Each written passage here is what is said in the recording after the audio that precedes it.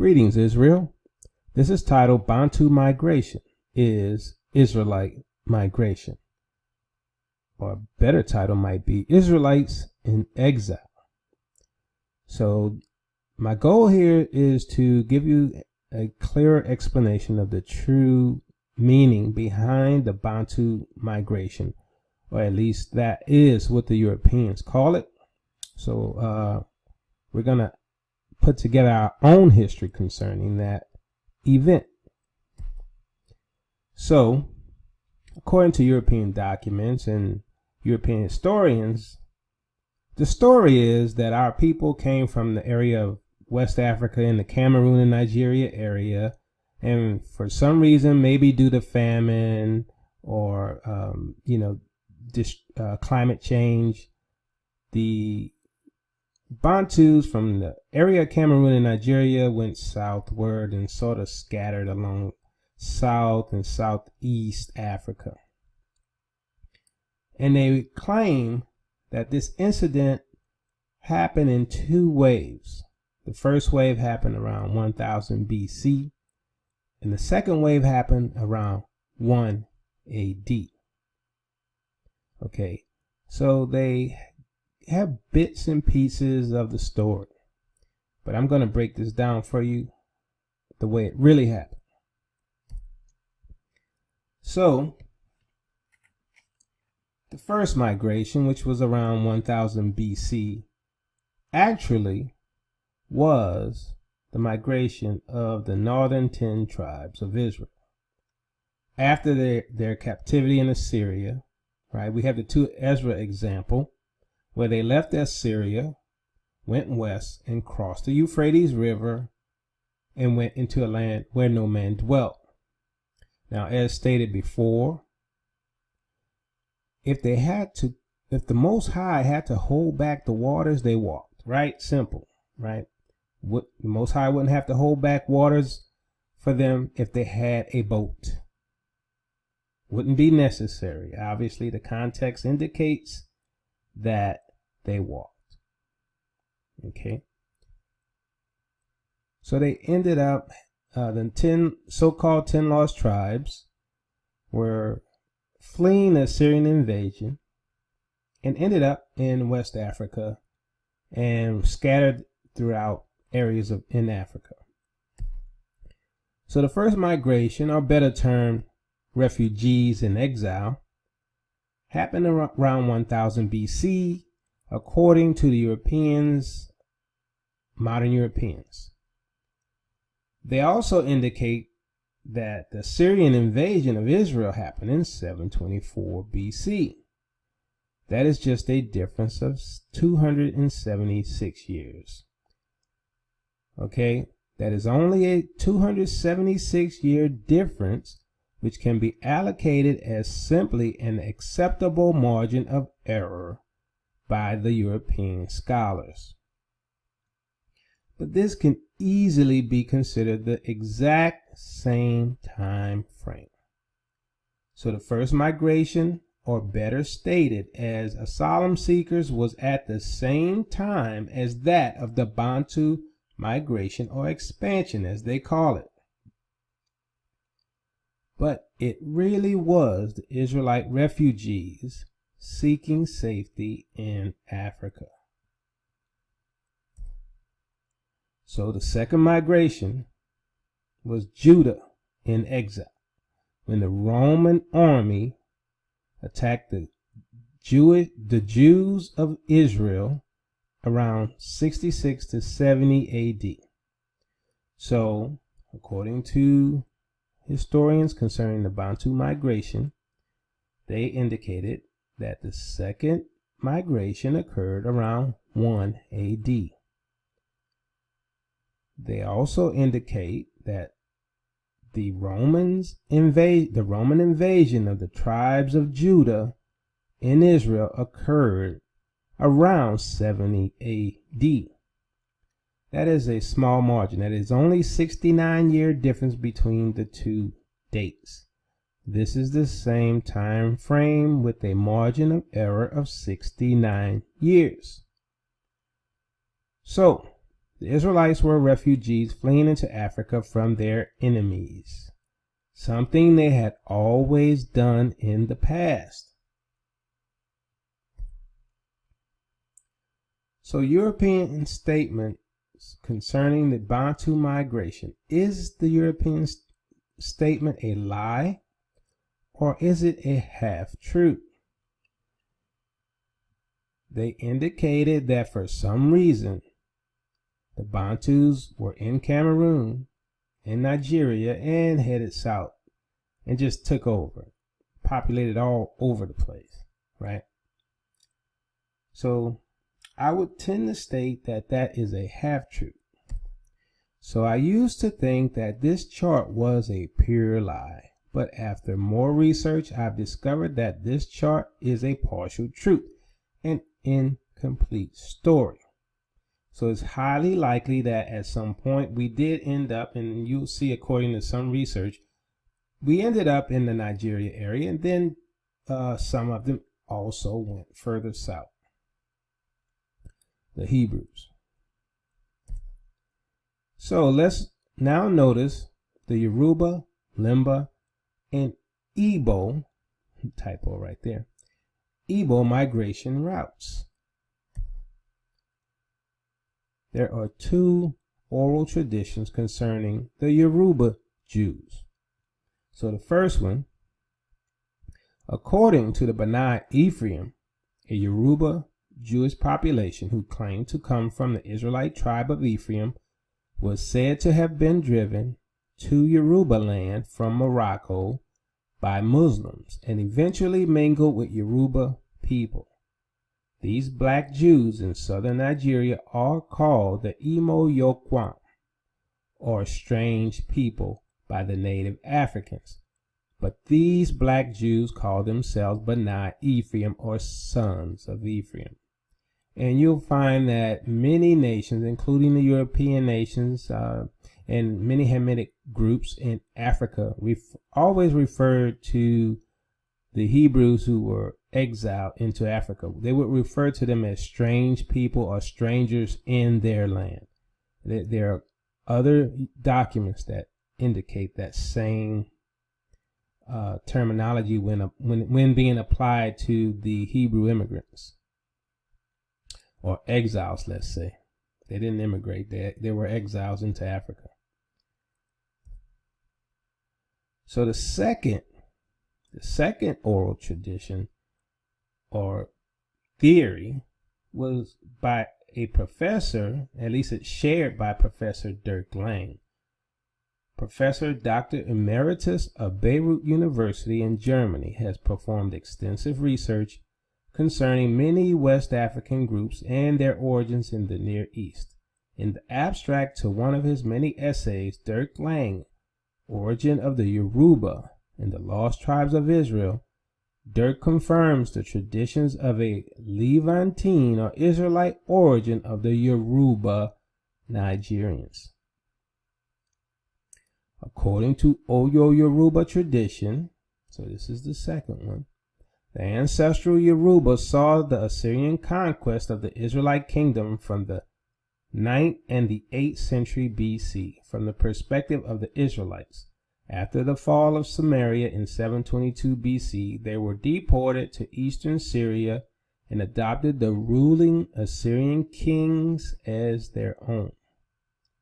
The Great Migration of Refugees from the collapsing Assyrian Empire, 605 BC, according to Yoruba tradition. And according to Dirk Lang, in this particular scenario, the Yoruba came out of the Assyrian territory. So they were part of the first migration. Okay, and some of it's very possible, like the sons of Ephraim, they went to claim that they ended up in Morocco.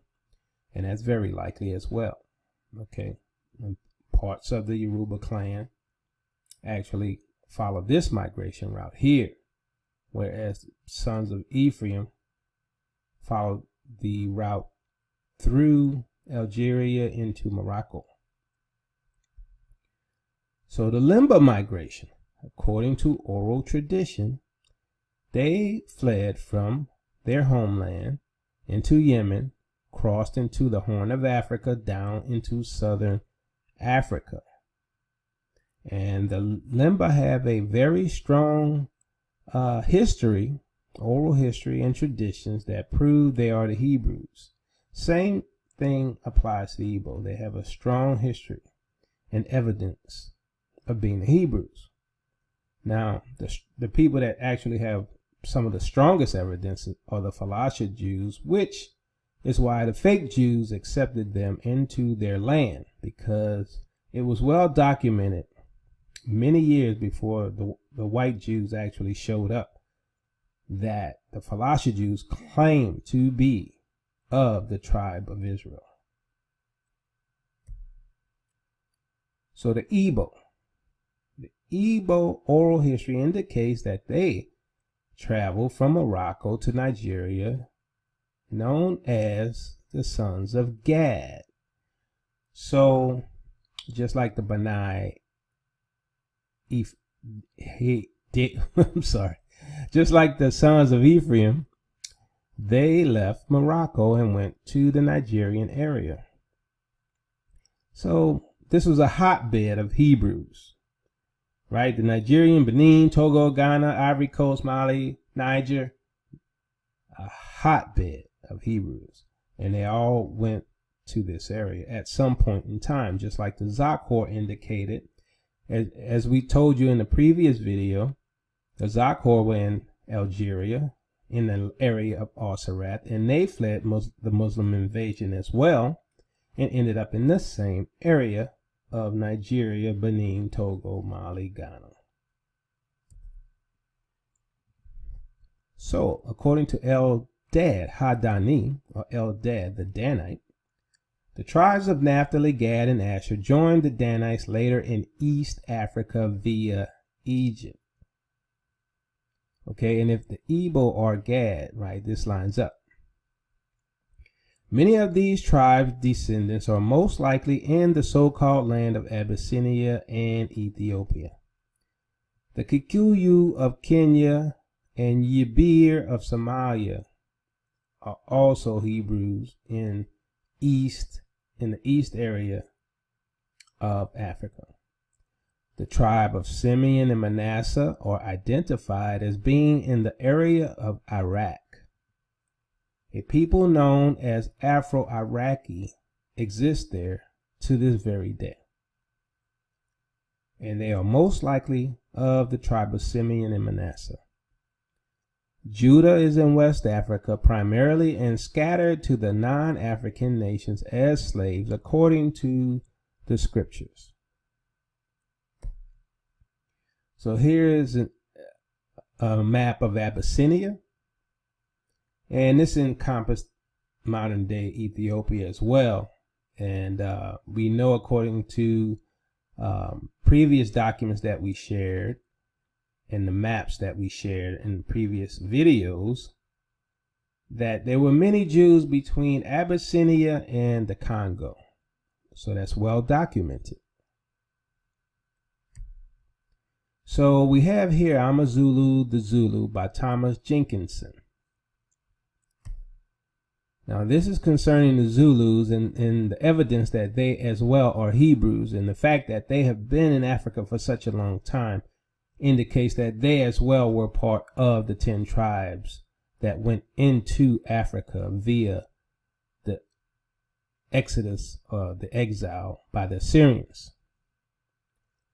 So here we have, they used to practice circumcision universally, but Shaka put a stop to the practice among the Amazulu. Contact with the Arabs at some period may have been the means of introducing this. He's trying to give an out, right? He doesn't want to identify them as true Hebrews, so he come up with his fake theory there. But all the other articles and historians prove that they are the Hebrews. Okay, so the Kafirs got their name from them. The Mohammedans or Muslims call infidels Kafirs. They have ceremonies for the coming of age, both of boys and girls. They have sacrifices on such occasions too. They are polygamous, and the bridegroom pays a dowry of cattle to the father of the bride, as in old patriarchal times in Canaan and Ireland. Chiefs summon their wives to the royal hut. Common men visit each house separately. If a chief's daughter be seduced, the offender must pay the whole dowry as in Levitical law, whether the father give her in marriage or not. The Jewish law does not obtain amongst them in such cases. At the feast of first fruits, the people bring of their fruits to the chief before they taste themselves.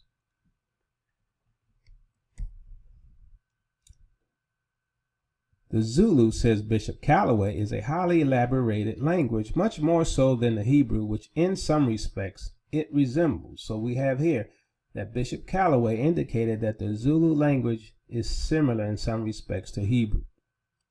Okay, so this is evidence as well that we have another Hebrew Israelite tribe that came in during the Assyrian invasion. That is the first invasion.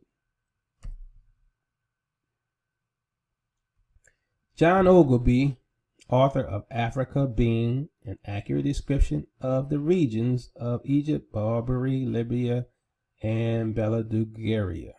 So let's see what he had to say. Many Jews also are scattered over this region, some natives, boasting themselves of Abraham's seed, inhabiting both sides the river Niger. Others are Asian strangers who fled there either from the desolation of Jerusalem by Vespasian or from Judea, wasted and depopulated by the Romans, Persians, Saracens, and Christians, or else such as came out of Europe, whence they were banished, out of some part of Italy in the year 1342, out of Spain in the year 1462. Remember the lesson we gave you guys about the Spanish Inquisition? Out of the Low Country in 1350, out of France in 1403. This is, family, this is Isaiah 53. I'm sorry. This is Psalms 83. This is Psalms 83. The nations conspire to erase us and scatter us worldwide. So you see here the conspiracy of all these nations coming together to plot, to enslave us, to cast us out of Europe, gather us all in one place in Africa where they can come for us later, in a few small years later. So you see here, even England, right? Out of England in 1422, these all different inhabit and are divided into several tribes, having no dominion, though both wealthy and numerous, but despised of all nations, just as the scriptures say, and so abominated by the Turks that they are not admitted to be Mahometans or Muslims unless first baptized, and then no otherwise made use of than to receive their customs and gather in their taxes. So just like today, they like what we do, they like our customs, they like our dance, and they take our money. But that's it. The Kafirs are libertines who hold many athetical tenets, live together promiscuously without ceremonies, like our families are Adamites, following their sensuality and unbridled lust, inhabiting from Mozambique to the Cape of Good Hope. The idolaters are numerous in Negro land, Upper and Lower Ethiopia, and towards the great ocean, except as we hinted before, some few who by the industry of the industry of the Portuguese and Spaniards have been converted and baptized in several places. So we see here, right, we know that many of them were in Upper and Lower Ethiopia, Egypt, and other areas. Negro land, which is West Africa. All the things we shared with you in the past. So, as he indicated, we see here where Mozambique and Cape of Good Hope is. Cape of Good Hope is the most southwestern point of the African continent. And this is where many of the Bantu tribes lived, so-called Israelites, right? According to John Ogilvy. And we know from previous lessons that between the Congo and Ethiopia area were many Hebrews, right? So this is a book titled Origin of the Bantu by J.F. Van Oort. Now, most of the writing in this book is a theory proposed by this researcher into the Bantu language and their origins, but he gives clues that show us that the Bantu origins are Shemitic. What is Bantu? Whence did the Bantu race originate? It may seem very audacious on the part of the writer to try and give the answer to these two questions, which are of such immense importance not only to South Africa and to Africa generally, but also to the science of philology. Yet the writer's researches and studies during an unbroken period of 3 years have gradually convinced him of the general correctness of his answers, and for that reason he considers it his duty to place the results of his work before the scientific public as well as before general readers. The answers to the above questions may be conveniently gathered in the following. The Bantu language belongs to that group of language generally known as Ergo-Altaic. Now that's a term no longer used, right? It's an outdated term. But back then, that's what they classified the language as. The fact that in the Bantu language, there are two distinct groups of words, one of which is far more archaic than the other, entitles us to come to the conclusion that there have been two Bantu invasions of Africa. And this once again ties into the current theory of two Bantu migrations, one around 1000 BC and the other around 1 AD. This is the Israelite exile from the Middle East. So he goes on to say the second Bantu invasion of Africa started from the mouth of the Tigris and Euphrates and probably took place about the year 680 BC. So he ties this migration to the same time period of the Assyrian exile of the Hebrews into Africa. Now he points them to an area between Iraq and Kuwait, which is the mouth of the Tigris and Euphrates. So he places the Bantu origin, or he theorizes that the Bantu origin is in the Middle East. So he's already proven that the Bantu come from the Middle East, or he has theorized that the Bantu come from the Middle East and not from Africa originally. Even though the Middle East is Northeast Africa, but you know, semantics.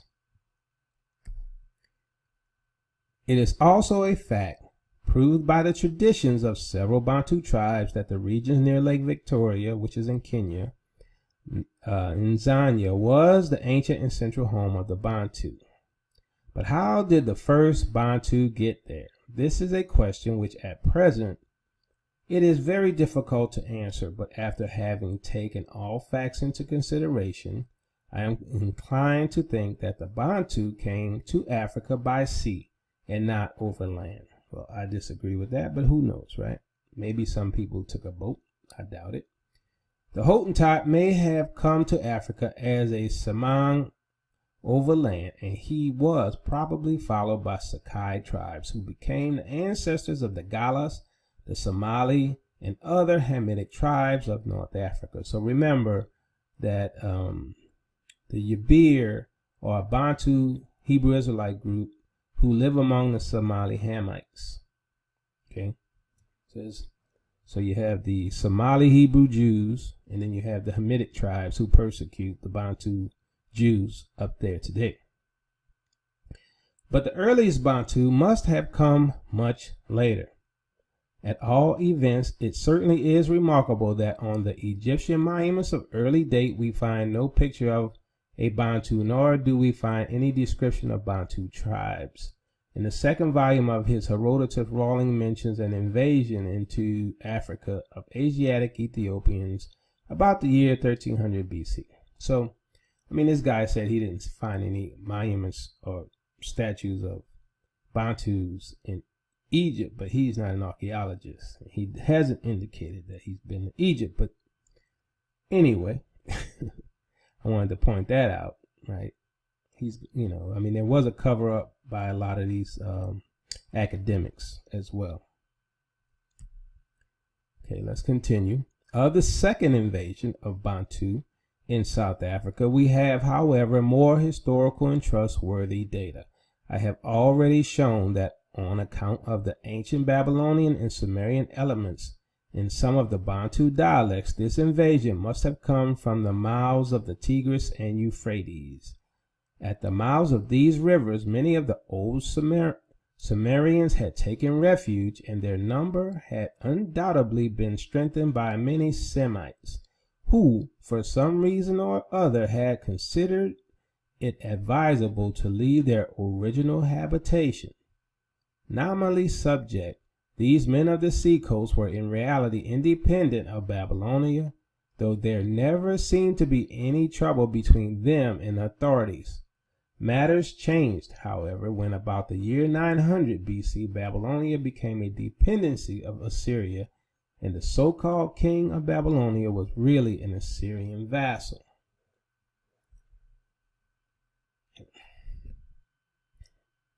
The newcomers completely changed the tenor of their life and became agriculturalists and cattle raisers like the first Bantu had become. Gradually, the distinction between the two elements wore away, but not altogether. The Babylonian element was strong and died hard, and the old Shemitic linguistic factor was never altogether eliminated. It is impossible today, indeed, to draw a sharp line of demarcation between the various Bantu tribes, nor can we exactly tell which tribes came from the first invaders and which tribes traced their origin to the latter invasion. But, as a general rule, we may lay down that in those tribes in whose language we find but single traces of Shemitic, e.g. in Douala, Mpongwe, Isubu, Luganda, and Herero, we may see the descendants of the first Bantu invaders of Africa. So he calls the Bantus Shemitic invaders of Africa.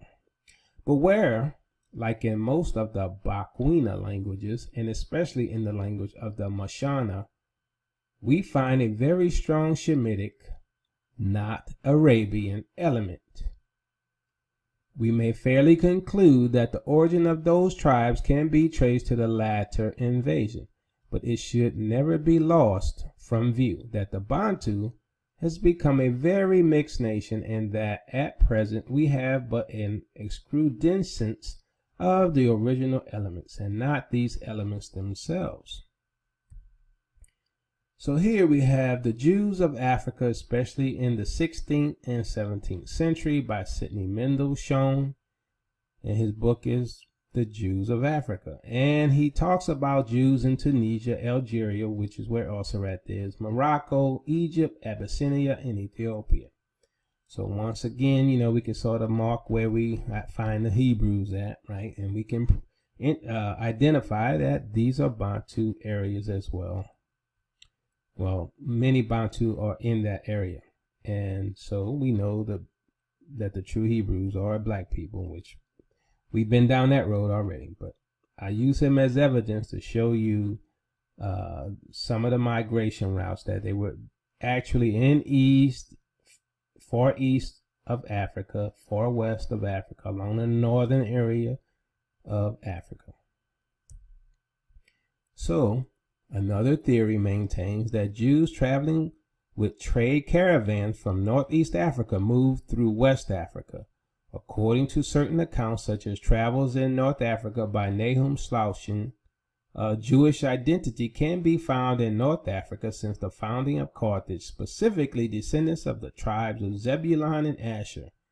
Persecution and trade have been the major influencing factors in how the Jews migrated through Africa.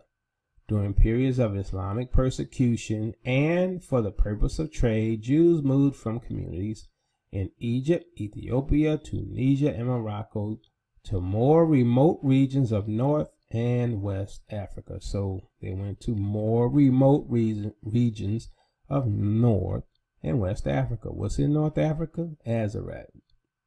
What's in West Africa? Negro land. This lines up with the Zakor of Algeria, whom we discussed in the previous video on Osirat. They fled further southward and westward due to the invasion of Islam into northern territory of Algeria.